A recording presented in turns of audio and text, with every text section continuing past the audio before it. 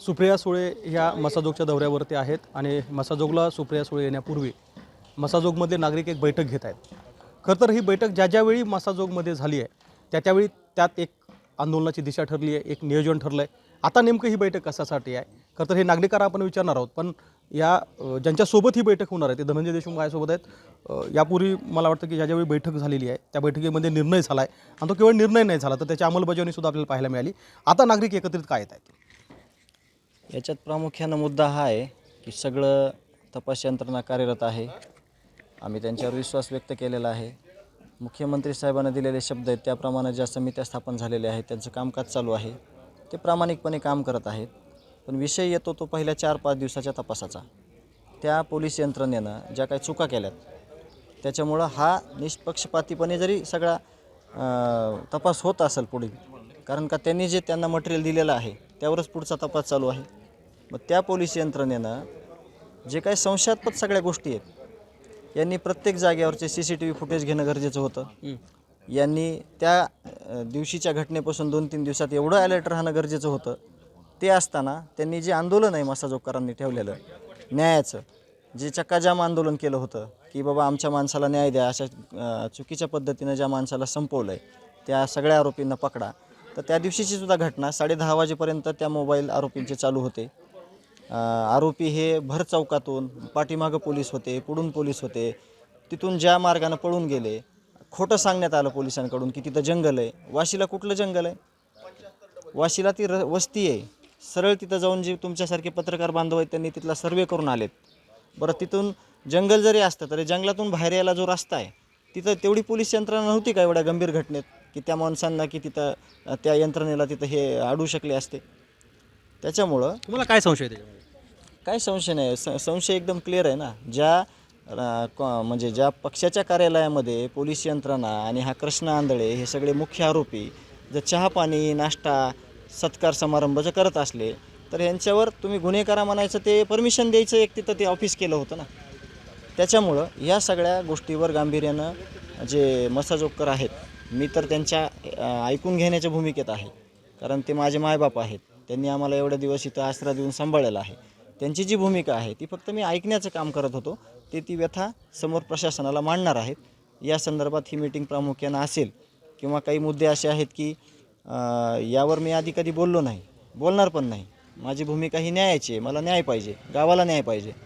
पण जे लोक बोलत होते सकाळी की 83 वर्षाचे शरद पवार साहेब हे 13व्या दिवशी इथं आले, सगळा घटनाक्रम जाणून घेतला, वेळोवेळी मुख्यमंत्र्यांना फोनद्वारे पत्राद्वारे या घटनेची माहिती घटनेचा फॉलोअप घेतला आणि जे आत्ता जे ह्या महाराष्ट्राचे प्रदेशाध्यक्ष BJPचे बावनकुळे या माणसांनी जे BJPचा बूथप्रमुख म्हणजे कुठल्याही पक्षाचा पाया असतो त्या माणसाच्या घरी साधा एक कॉल केला नाही किंवा ते भेटले नाहीत. अशी गावकऱ्यांची जी मला त्यांनी रात्री चर्चा केली ते मी तुम्हाला सांगतोय. माझं मत हे फक्त न्यायाचं आहे. मला न्याय पाहिजे. मग न्याय मिळवताना हा सगळा समाज, सगळ्या जाती धर्मातील लोकप्रतिनिधी हे घेणार आहेत. मी पण त्याच्याशिवाय मागं हटणार नाही. पण ह्या काही गोष्टी घडल्या त्यामुळं ते त्याचे म्हणजे तीव्र त्याचा निषेध पण केलेला आहे गावकऱ्यांनी.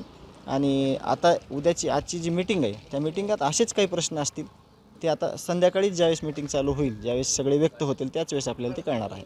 ज्या चंद्रशेखर बावनकुळे यांचा उल्लेख केला त्याच चंद्रशेखर बावनकुळे यांनी खरं तर सुरेश धस आणि धनंजय मुंडे यांची भेट झाल्याचं सांगितलं आणि त्यानंतर आपण बघतो की 2 दिवसापासून अगदी सुरेश धस यांच्यावर मोठ्या प्रमाणात टीका होती आहे. सुरेश धस बॅकफूटवर गेले. या सगळ्या गोष्टीवरती सुरेश धस आणि धनंजय मुंडे यांच्या भेटीचा परिणाम होतो अशी चर्चा होते आहे.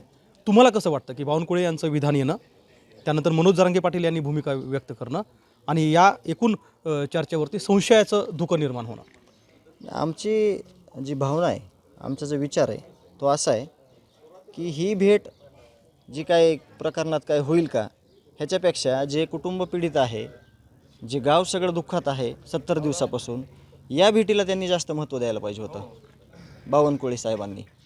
सगळ्यात महत्त्वाचा विषय हा.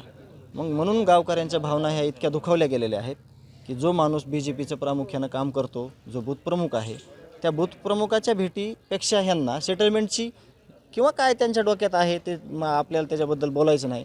पण ती भेट महत्त्वाची घेणं ठरलं. या संदर्भातच हे मीटिंगचं आयोजन झालेलं असावं आणि तपासासंदर्भात जो समाज आहे, जे गाव आहे, जे कुटुंबीय आहे, हे कुठंही कमी पडणार नाही. कुठंही कुठलंही टोकाचं पाऊल उचलायची जरी वेळ आली तरी उचलणार आहे.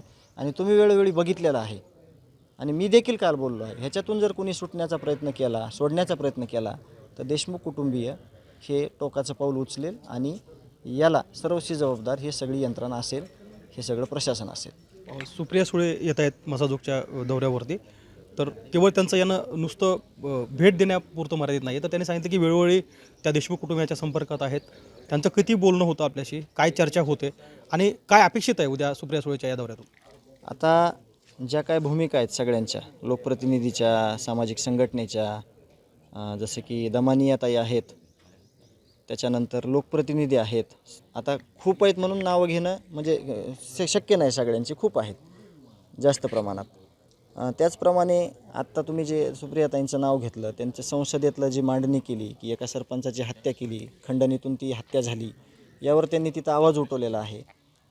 त्याहीपेक्षा जास्त जे शरद पवार साहेब आहेत ते आले, त्यांनी मुख्यमंत्र्यांना 3 वेळेस फोनद्वारे संभाषण केलं, 2 पत्र दिले या तपासासंदर्भात.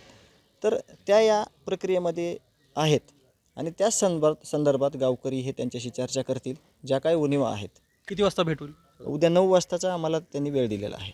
अच्छा, तर आपण ऐकलं की धनंजय देशमुख जे सांगतायत, सुप्रिया सुळे ज्यावेळेस मसाजोगमध्ये येत आहेत त्याच्या पार्श्वभूमीवरती आणि एकूण तपास यंत्रणेसंदर्भामध्ये अनेक वेळा ज्या गोष्टी खरं तर यापूर्वी धनंजय देशमुख यांनी मांडल्यात, गावकऱ्यांनी मांडल्यात, त्याच्यावर चर्चा करण्यासाठी आज मसाजोगमध्ये बैठक होते. एबीपी माझा, उघडा डोळे बघा नीट.